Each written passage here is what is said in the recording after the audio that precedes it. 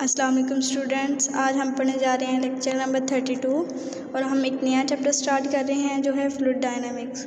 आज हम इसके 3 टॉपिक्स को डिस्कस करेंगे। फर्स्ट है viscous drag and Stokes law, second terminal velocity, third fluid flow. सबसे पहले हम viscous drag and Stokes law को डिस्कस करते हैं। इसको डिस्कस करने से पहले हम मैटर के बारे में देखते हैं कि मैटर क्या होती है।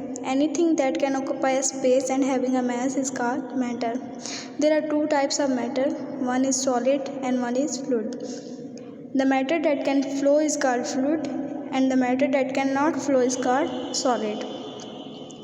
ये चैप्टर हमारा है फ्लूइड डायनामिक्स, इसलिए इसमें हम डिटेल में जाएंगे किसके अकॉर्डिंग, फ्लूइड्स में। ठीक है, हम फ्लूइड्स को मज़ीद आगे उसकी टाइप देखते हैं कितनी होती है और उसको स्टडी करने की कितनी ब्रांचेज हैं।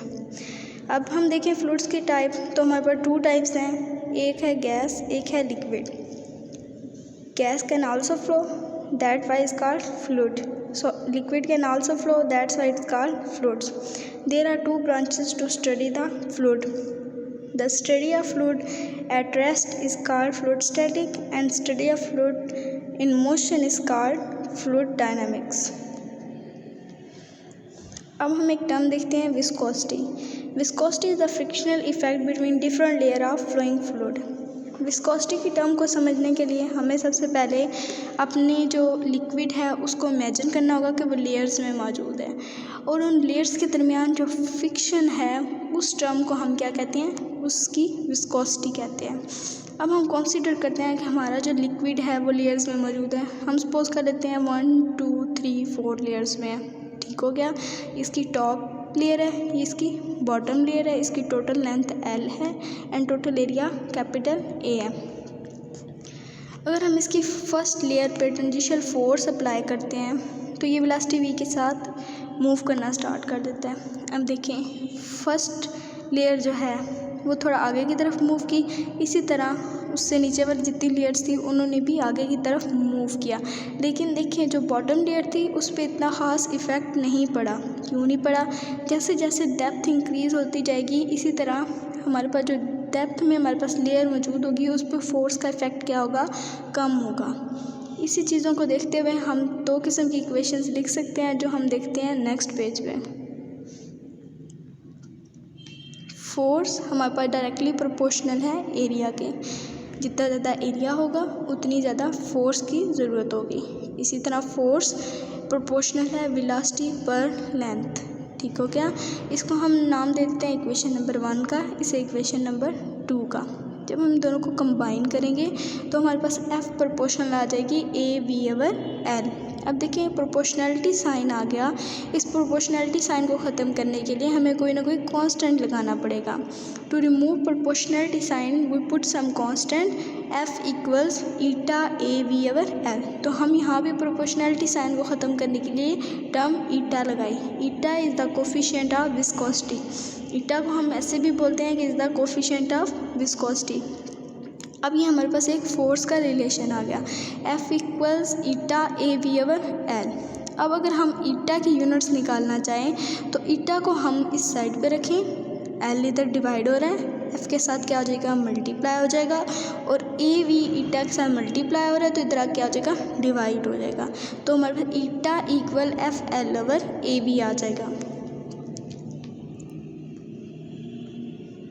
ये देखें हमारे पास ईटा किसकी इक्वल आ गया, FL/AB. अब देखिए फोर्स का यूनिट होता है न्यूटन, लेंथ का यूनिट होता है मीटर, एरिया का क्या होता है मीटर स्क्वायर और वेलोसिटी क्या होता है मीटर पर सेकेंड. अब देखें ये मीटर से कैंसिल हो गया। अब ये सेकेंड इधर डिवाइड हो रहा था, ऊपर जाके क्या हो गया मल्टीप्लाई, तो हमारे पास आ गया न्यूटन सेकेंड पर मीटर स्क्वायर. अब देखिए न्यूटन पर मीटर जो होता है वो हमारे पास इक्वल होता है पास्कल के, तो हम न्यूटन पर मीटर स्क्वायर की जगह लिख देते हैं पास्कल और 7 सेकेंड एज इट इज़. तो हमने ईटा की यूनिट्स निकाल ली जो हमारे पास आ गई पास्कल सेकेंड.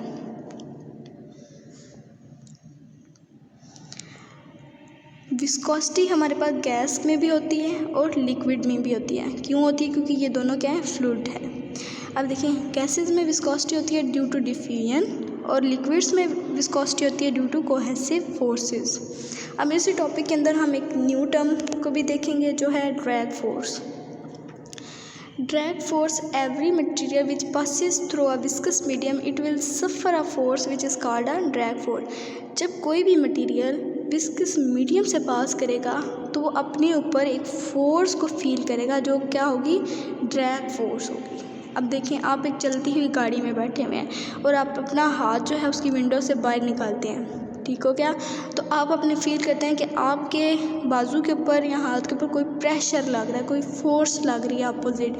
तो वो जो फोर्स लग रही होती है उसको हम क्या कहते हैं, ड्रैग फोर्स। एयर हमारी क्या है, गैस, मतलब लिक्विड फ्लूइड्स है, ठीक है। उसके अंदर से जब आप पास कर रहे होते हैं या मूव कर रहे होते हैं तो एक आपके पास जो होती है फोर्स लग रही होती है जो क्या होती है, हमारे पास ड्रैग फोर्स होती है। अब ड्रैग फोर्स कैलकुलेट की थी विलियम स्टोक ने फॉर माइक्रोस्कोपिक स्फेरिकल्स के लिए, जो हमारे उसने निकाली थी FD = 6 pi eta RV। Drag force is measured for microscopic spherical by Stokes law which is FD = 6 pi eta RV।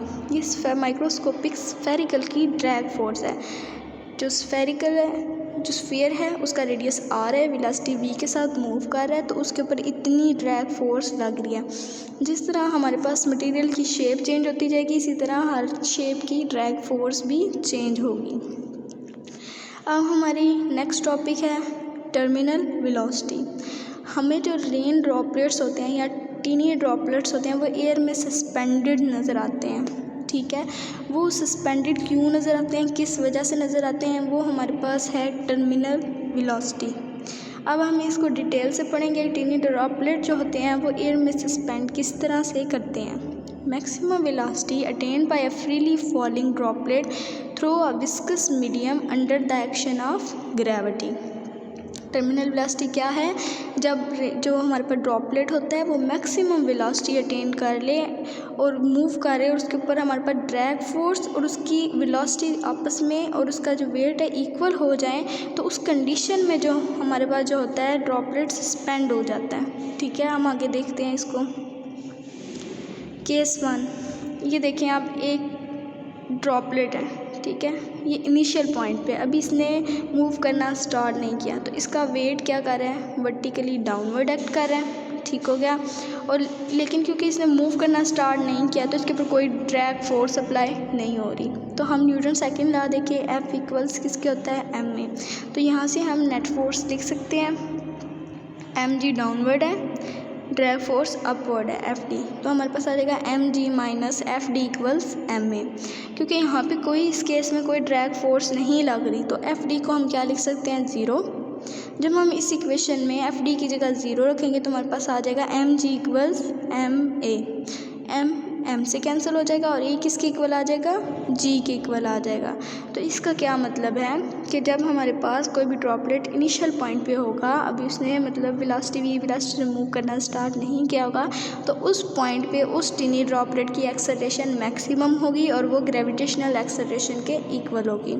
अब देखिए केस 2, जब हमारे पास टीनी ड्रॉपलेट डाउनवर्ड मूव करना स्टार्ट कर देगा वेलोसिटी v के साथ, तो उसके ऊपर अपोजिट कोई ना कोई ड्रैग फोर्स अप्लाई होना स्टार्ट हो जाएगी।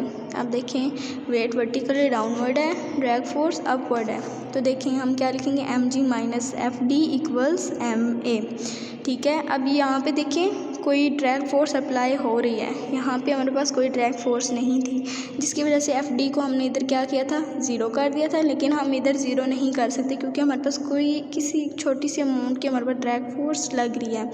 तो FD की जगह हम क्या पुट कर देंगे, 6 पाई ईटा RV। जब हम ये पुट करेंगे तो mg - 6 pi eta RV = ma। इसका मतलब है जो हमारी एक्सेलरेशन है वो कम हो रही है as compare to gravitational acceleration के इन सेकंड केस। नेक्स्ट देखें, अब हमारे ड्रॉपलेट ने, जब हमारा ड्रॉपलेट जो है वो इतनी वेलोसिटी अटेन कर लेगा, इतनी स्पीड से मूव करना स्टार्ट कर देगा कि उसकी वेलोसिटी और जितनी ड्रैग फोर्स है वो आपस में बैलेंस हो जाए। तो इस कंडीशन में हमारा ड्रॉपलेट जो होगा हमें एयर में सस्पेंडेड नज़र आएगा, क्योंकि दोनों फोर्सेस आपस में क्या हो जाएंगी, बैलेंस हो गए। जितनी ड्रैग फोर्स लग रही होगी और उसकी जितनी वेलोसिटी से वो मूव कर रहा होगा वो आपस में एक दूसरे के इक्वल हो जाएंगी और हमारे पास ड्रॉपलेट सस्पेंडेड नज़र आएगा। अब देखिए इसकी इक्वेशन ऑफ मोशन लिखें तो हम F M G minus F D equals M A. अब देखिए टीनी ड्रॉपलेट है तो इसके ऊपर फोर्स लग रही है 6 पाई ईटा आर वी, तो हम इधर पुट कर देते हैं। अब देखिए इसके बाद ये टर्मिनल जब वेलोसिटी अटेन कर लेगा तो ये कांस्टेंट वेलोसिटी के साथ मूव करेगा। जब ये कांस्टेंट वेलोसिटी के साथ मूव करेगा तो एक्सेलरेशन ऑटोमेटिकली क्या हो जाएगी, 0, और v इक्वल किसके होगा, वी टी टर्मिनल वेलोसिटी के। तो M G minus 6 pi eta R V T equal 0। तो यहाँ से हम टर्मिनल वेलोसिटी की इक्वेशन निकाल सकते हैं। वी टी को हम इसी साइड पे रहने देंगे, 6 पाई ईटा आर इधर मल्टीप्लाई हो रहा है तो इस साइड पे जाके क्या हो जाएगा, डिवाइड हो जाएगा। तो ये देखिए M G over 6 pi eta R आ जाएगा हमारे पास। तो हमारे पास अगर हम देखें तो हमारे पास जी और 6 पाई ईटा की वैल्यू क्या है, कांस्टेंट है। तो इस कांस्टेंट को हम हटा के हम प्रोपोर्शनैलिटी का साइन लगाएं तो एम ओवर आर आ जाता है हमारे पास। तो हमारे पास एम भी क्या है, अननोन है, और आर भी क्या है, अननोन। अब हमारे पास दो टर्म्स अननोन है तो हम क्या करेंगे, इससे बचने के लिए हम क्या करेंगे, इन दोनों अननोन टर्म्स को किसी एक अननोन टर्म में चेंज कर देंगे ताकि हमारे लिए क्या हो, आसानी पैदा हो। अब देखें ये ग्राफ आपके सामने बना हुआ है, टाइम है एक्स एक्सिस पे, वेलोसिटी है वाई एक्सिस पे। देखें जिस तरह टाइम बढ़ रहा है वेलोसिटी इंक्रीज़ हो रही है और एक सर्टेन पॉइंट पे आके वेलोसिटी जो है वो मैक्सिमम हो गई है टर्मिनल वेलोसिटी के इक्वल। देखें उसके बाद टाइम चेंज भी हो रहा है लेकिन वेलोसिटी क्या है, टर्मिनल ही वेलोसिटी रह रही है, कांस्टेंट वेलोसिटी रह गई है। तो जब टर्मिनल वेलोसिटी कोई भी ऑब्जेक्ट या टीनी ड्रॉपलेट अटेन कर लेता है तो उसके बाद उसकी वेलोसिटी चेंज नहीं होती, वो उसी कांस्टेंट वेलोसिटी के साथ क्या करता है, मूव करता है। अब देखें हमने क्या कहा कि हम पीछे वाली इक्वेशन को एक अननोन टर्म में चेंज कर लेंगे। तो वो देखें कि हम किस तरीके से कर सकते हैं। हमें पता है कि मैस किसके इक्वल होता है, रो इंटू वी। तो वी हमारे पास किसके इक्वल आता है, 4/3 पाई आर क्यूब। किसी भी स्फेरिकल स्फीयर का जो वॉल्यूम है वो किसके इक्वल होता है, 4/3 पाई आर क्यूब। तो हमारे पास m किसके इक्वल आ गया, रो 4/3 पाई आर क्यूब। अब हमारे पास पीछे जो इक्वेशन थी वो ये थी, V T equal M G over 6 pi eta R. अब मैस की जगह हम ये वाला मैस रख लेंगे।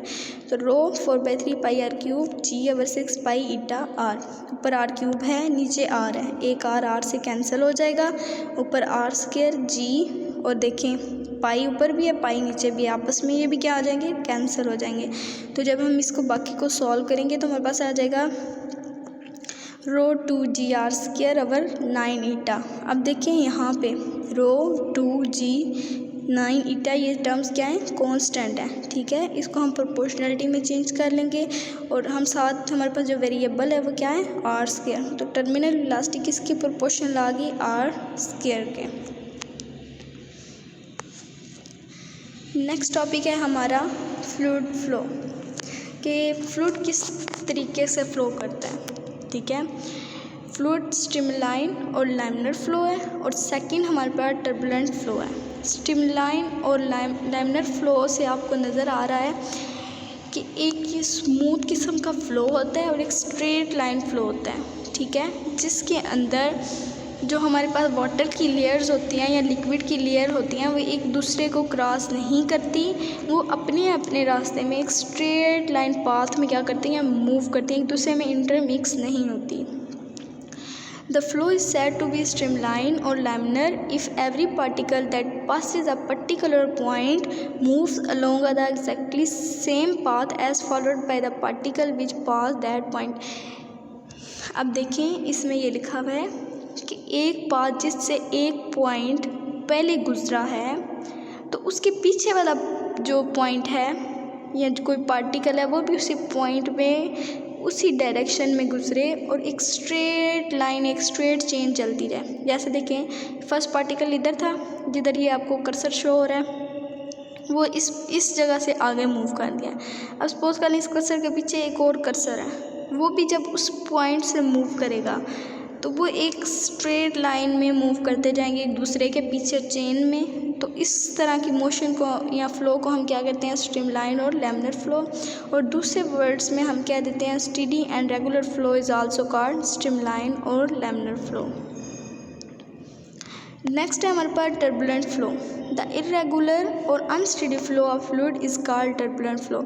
जो हमारे पास फ्लो स्ट्रेट लाइन नहीं होता, जिसके अंदर जो फ्लूइड की लेयर्स होती हैं वो एक दूसरे को क्रॉस कर दें, एक दूसरे के अंदर इंटरमिक्स हो जाएं, तो उस किस्म के फ़्लो को हम कहते हैं टर्बुलेंट फ्लो। अब देखें, ये लेमिनर फ्लो की तरह आ रहा था वाटर, सेंटर में एक पिलर आ गया तो वाटर की लेयर डिस्टर्ब होगी, और जब वो उस लेयर के दूसरी तरफ पास की तो वो एक दूसरे के अंदर इंटरमिक्स होना स्टार्ट होगी, तो ये एक इरेगुलर सी शेप आ गई। तो इस किस्म के फ़्लो को हम क्या कहते हैं, टर्बुलेंट फ़्लो कहते हैं। और इसके अंदर एक और टर्म है जो है critical velocity. The velocity above which laminar flow become turbulent flow is called critical velocity. ये वो वेलोसिटी है जिसके बाद हमारे पास जो लैमिनर फ्लो में हमारे पास फ्लूइड फ्लो कर रहा होता है वो किस में चेंज हो जाए, टर्बुलेंट फ्लो में। अब देखें, आपके पास जो होता है सिगरेट होता है, उसका धुआं जब स्टार्ट पे निकलता है तो एक स्ट्रेट लाइन में निकलता है, और उसके बाद वो क्या करता है, उसकी ऐसे स्विरल्स से बनने स्टार्ट हो जाते हैं, एक दूसरे के अंदर इंटरमिक्स होना स्टार्ट हो जाता है। तो देखें, जहाँ तक वो स्ट्रेट लाइन में आया, आगे उसकी क्या डायरेक्शन चेंज होगी, तो डायरेक्शन चेंज होने और स्ट्रेट लाइन आने के दरमियान जो पॉइंट आएगा, उस पॉइंट पे जो वेलोसिटी होगी उसको हम क्या कहेंगे, क्रिटिकल वेलोसिटी। अब देखिए, इस टॉपिक के अंदर आपको एक और चीज़ बताई गई है जो बहुत इंपॉर्टेंट है, शॉर्ट क्वेश्चन और MCQs के हवाले से, कि आइडियल फ्लूइड की क्या प्रॉपर्टीज़ होती हैं, या फिर हमें किस तरह से पता चलता है कि कोई भी फ्लूइड क्या है, आइडियल है। अब देखिए, फर्स्ट उसकी ये प्रॉपर्टी होगी कि उसकी विस्कोसिटी ज़ीरो होगी, कि उस फ्लूइड की लेयर्स के दरमियान कोई फ्रिक्शन नहीं होगी, उसकी विस्कोसिटी क्या होगी, ज़ीरो होगी। सेकंड, कांस्टेंट डेंसिटी, कि उस फ्लूइड की डेंसिटी क्या होगी, कांस्टेंट होगी, मतलब कि वो नॉन कंप्रेसिबल होगा, उसके ऊपर कोई भी फोर्स अप्लाई करेंगे, उसे कंप्रेस करने की कोशिश करेंगे, लेकिन तब भी उसकी डेंसिटी क्या रहेगी, कांस्टेंट रहेगी। थर्ड उसकी ये है कि लैमिनर फ्लो होगा, कि उस फ्लूइड का जो फ्लो होगा वो हमारे पास स्ट्रेट लाइन फ्लो होगा, स्टेडी और रेगुलर फ्लो होगा। तो जब ये तीन क्वालिटी किसी भी फ्लूइड में आ जाएंगी तो वो हमारे पास क्या होगा, आइडियल फ्लूइड होगा। आज के लिए इतना ही, अल्लाह हाफिज़।